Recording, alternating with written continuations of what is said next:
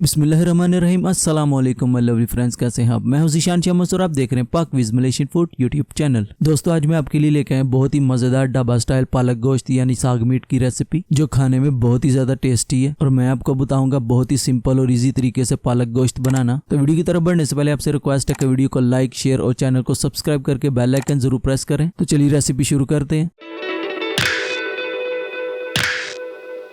पालक गोश्त बनाने के लिए सबसे पहले पालक को ब्लांच करेंगे। पानी में बॉयल आते ही इसमें ऐड करेंगे 1 टीस्पून शुगर। अभी यहाँ पे मैंने लिया 1 किलो पालक, इसको अच्छे से धो लिया। ये ऐड करेंगे बिस्मिल्लाहिर्रहमानिर्रहीम। साथ ही यहाँ पे मैंने लिया हरा धनिया, ये ऐड करेंगे।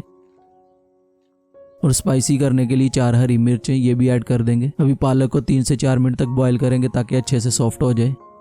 यहाँ पे मैंने पालक को 4 मिनट तक बॉयल किया। अभी इसे निकाल लेंगे और इसे आइस वाले ठंडे पानी में ऐड कर देंगे ताकि इसका कुकिंग प्रोसेस रुक जाए।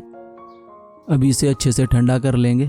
पालक को अच्छे से ठंडा करने के बाद इसका पानी निचोड़ के निकाल लेंगे, बिल्कुल इस तरह। अभी इसे ग्राइंड करके एकदम पेस्ट बना लेंगे। ग्राइंड करने के टाइम पे अगर पानी की जरूरत पड़े तो आइस यूज कर लें। अभी यहाँ पे मैंने लिया एक कढ़ाई, इसमें ऐड करेंगे 1/2 कप ऑयल। बिस्मिल्लाहिर्रहमानिर्रहीम। ऑयल आपने थोड़ा ज्यादा ही रखना है क्योंकि हम पालक और गोश्त को अच्छे से भूनेंगे, तब भी इसमें अच्छा टेस्ट आएगा। ऑयल हीट होते इसमें ऐड करेंगे 1 टेबलस्पून जीरा, 2 बड़ी इलायची, 5 से 6 लौंग ऐड कर देंगे, 1 टीस्पून काली मिर्च, साथ ही ऐड करेंगे 3 हरी इलायची, 1 दालचीनी का टुकड़ा, 1 तेज पत्ता और यहाँ पे मैंने लिए 3 सूखी हुई लाल मिर्च। इनको तोड़ के ऐड करेंगे।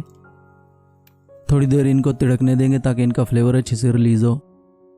अभी यहाँ पे मैंने लिए हैं 2 मीडियम साइज प्याज, उनको पतला पतला स्लाइस में काट लिया, वो ऐड करेंगे। प्याज आपने पतला पतला ही काटना है क्योंकि इसको भुनने में ज्यादा टाइम वेस्ट नहीं होगा। अभी प्याज को भूनेंगे गोल्डन ब्राउन कलर आने तक। फ्लेम आपने मीडियम ही रखनी है, मीडियम फ्लेम पे भूनेंगे प्याज को। यहाँ पे प्याज ब्राउन होना शुरू हो गया। इस टाइम पे आगे इसमें ऐड करेंगे 3 टेबलस्पून लहसुन अदरक का पेस्ट। बिस्मिल्लाहिर्रहमानिर्रहीम। अभी लहसुन अदरक के पेस्ट को भी प्याज के साथ अच्छे से भून लेंगे। यहाँ पे प्याज लहसुन अदरक का पेस्ट भी अच्छे से भून गया। आपने इस तरह कलर आने तक प्याज को अच्छे से भूनना है। अभी फ्लेम लो कर देंगे और इसमें ऐड करेंगे मसाले। 1 टीस्पून हल्दी पाउडर, 1.5 टीस्पून कश्मीरी लाल मिर्च पाउडर। अभी मसालों को भी लो फ्लेम पे थोड़ी देर भून लेंगे। मसालों को भूनने से खाने में अच्छा कलर आता है। यहाँ पे मसालों को भी मैंने थोड़ी देर भून लिया। अभी इसमें ऐड करेंगे गोश्त। यहाँ पे मैंने लिया बोनलेस बीफ 1 किलो। आप विद बोन भी यूज कर सकते हो। आप चाहो तो बीफ की जगह पे मटन भी ले सकते हो। अभी होगी असल में बुनाई शुरू। अभी फ्लेम हाई कर देंगे और गोश्त को भूनेंगे 7 से 8 मिनट तक। यहाँ पे गोश्त को भूनने में लगेगा टाइम। आप चाहो तो गोश्त को बॉयल करके भी ऐड कर सकते हो, लेकिन वो टेस्ट नहीं आएगा जो पालक और गोश्त को एक साथ भूनने के बाद आने वाला है। यहाँ पे मैंने गोश्त को 8 मिनट तक भूना है। इस टाइम पे आके इसमें ऐड करेंगे 2 मीडियम साइज टमाटर रफली कटे हुए। टमाटर ऐड किए तो साथ में नमक जरूर ऐड करेंगे। यहाँ पे मैंने 1.5 टीस्पून नमक ऐड किया है, आप अपने हिसाब से भी रख सकते हो। अभी टमाटर और नमक को भी गोश्त के साथ अच्छे से मिक्स कर लेंगे। मिक्स करने के बाद इसे ऊपर से कवर करेंगे और मीडियम फ्लेम पे 5 मिनट तक कुक करेंगे ताकि टमाटर अच्छे से सॉफ्ट हो जाए। 5 मिनट के बाद टमाटर अच्छे से सॉफ्ट हो गए हैं। अभी इस तरह इनको मैश कर लेंगे ताकि एकदम पेस्ट बन जाए। यहाँ पे मैंने टमाटरों को अच्छे से मैश कर लिया। अभी इसमें ऐड करेंगे 1 कप दही। दही को अच्छे से फेंट के ऐड करें। दही ऐड करने के टाइम पे फ्लेम एकदम लो कर दें या ऑफ कर दें ताकि दही फटे नहीं। अभी इसमें ऐड करेंगे 2 टेबलस्पून धनिया पाउडर। अभी दही को भी गोश्त के साथ अच्छे से मिक्स कर लेंगे। ध्यान रहे दही को मिक्स करने के टाइम पे मैंने फ्लेम ऑफ कर दी है।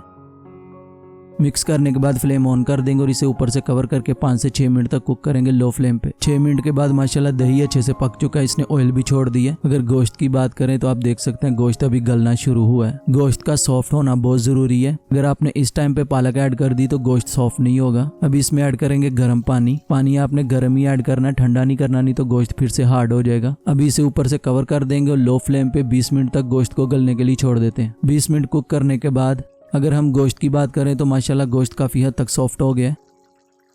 इस टाइम पे आके जब गोश्त 90% सॉफ्ट हो जाए तब इसमें ऐड करेंगे पालक। पालक आपने गोश्त को गलने के बाद ही ऐड करनी है। अगर आपने पालक पहले ऐड कर दी तो गोश्त को सॉफ्ट होने का टाइम नहीं मिलेगा। अभी पालक को गोश्त के साथ अच्छे से भूनेंगे जब तक ये ऑयल ना छोड़ दे। पालक को भूनने के टाइम पे आप एक चीज का जरूर ध्यान रखें कि ये बहुत ज्यादा छींटे मारेगी, इसलिए आप बीच बीच में ऊपर से कवर करके इसको अच्छे से भून लें। बिल्कुल इस तरह जैसे मैं कर रहा हूँ। थोड़ी देर के बाद इसको ऊपर से कवर कर लिया और फिर से भून लिया। आपने ध्यान रखना ये नीचे से जले नहीं।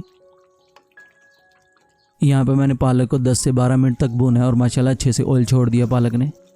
अगर गोश्त की बात करें तो मैं आपको दिखाता हूँ।